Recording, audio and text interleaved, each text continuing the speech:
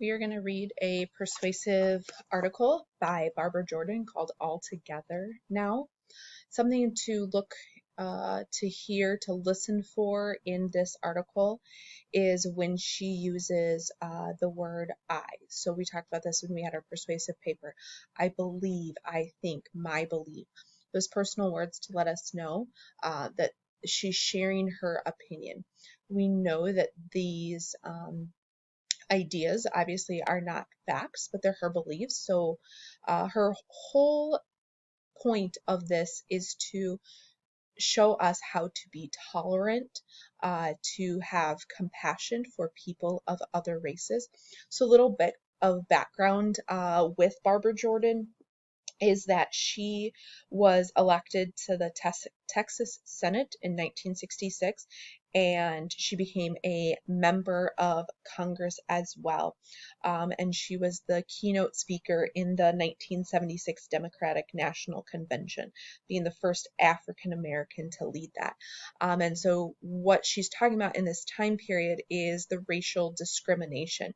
And she's really stressing and giving us thoughts and ideas of how we can work to improve those race relations. So you can follow along in your book or on the screen. Page 443 in your book is where this can be found. When I look at race relations today, I see that some positive changes have come about, but more remains to be done. And the answer does not lie in more legislation. We have the legislation we need. So we have the laws that the government has set up. We already have those.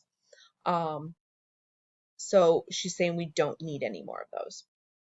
Frankly, I don't believe that the task of bringing us all together can be accomplished by the government. What we need now is soul force, the efforts of people working together on a small scale to build a truly tolerant, harmonious society. And parents can do a great deal to create that tolerant society. We all know that race relations in America have had very rocky history. Think about the 1960s when Dr. Martin Luther King Jr. was in his heyday, and there were marches and protests against segregation and discrimination. The movement culminated in 1963 with a March on Washington. Following that event, race relations reached an all-time peak. President Lyndon B. Johnson pushed through the Civil Rights Act of 1964, which remains the fundamental piece of civil rights legislation in this century. The Voting Rights Acts of 1965 ensured that everyone in our country could vote. At last, black people and white people seemed ready to live together in peace. But that is not what happened. By the 1990s, the good feelings had diminished. Today, the nation seems to be suffering from compassion fatigue, and issues such as race relations and civil rights have never regained momentum. Those issues, however, remain crucial. As our society becomes more diverse, people of all races and backgrounds will have to learn to live together. If we don't think this is important, all we have to do is look at the situation in Bosnia today. So this article was written a while ago, but in the 1990s, Bosnia was having their own civil war. It was a very horrific war, and so people were fighting with different religious groups, ethnic groups, and I think sometimes we think about those civil wars not really happening a lot today, but they still can happen. And so she was really trying to promote and give us thoughts about how we can prevent that from happening. How do we create a harmonious society out of so many kinds of people? The key is tolerance, the one value that is indispensable in creating community. If we are concerned about community, if it is important to us that people not feel excluded, then we have to do something. Each of us can decide to have one friend of a different race or background in our mix of friends. If we do this, we'll be working together to push things forward. One thing is clear to me. We as human beings must be willing to accept people who are different from ourselves. I must be willing to accept people who don't look as I do and don't talk as I do. It is crucial that I am open to their feelings, their inner reality.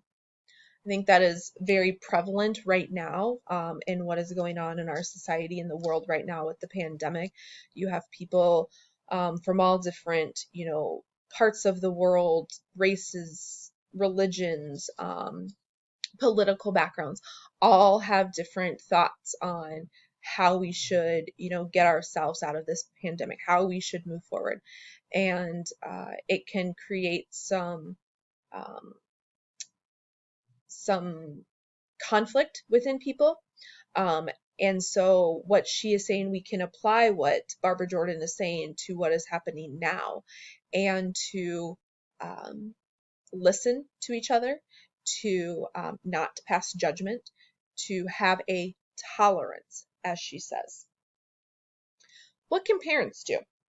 We can put our faith in young people as a positive force. I've yet to find a racist baby. That sentence there uh, is is a huge part of her belief. And if you truly think about it, babies are born pure, without any judgments. They don't see the differences in people. But what she's saying is that it's the parents, it's the teachers, it's the community, it's the adults that nurture those children that instill the adult belief on that children, and then that child is going to absorb those beliefs.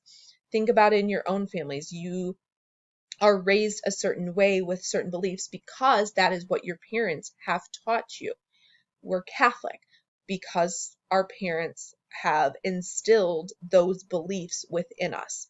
And so there can be positive beliefs, but then there also can be those negative beliefs, as what being racist is one of them, as she talks about. Babies come into this world as blank as slates, and with their beautiful innocence see others not as different but as enjoyable companions. Children learn ideas and attitudes from the adults who nurture them. I absolutely believe that children do not adopt prejudices unless they absorb them from their parents or teachers. The best way to get this country faithful to the American dream of tolerance and equality is to start small. Parents can actively encourage their children to be in the company of people who are of other racial and ethnic backgrounds.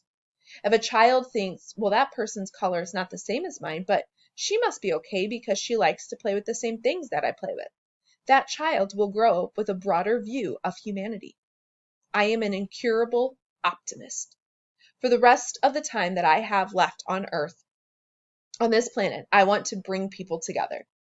You might think of this as a labor of love. Now, I know that love means different things to different people, but what I mean is this. I care about you because you are a fellow human being, and I find it okay in my mind, in my heart, to simply to say, I love you. And maybe that would encourage you to love me in return. It is possible for all of us to work on this at home, in our schools, at our jobs. It is possible to work on human relationships in every area of our lives.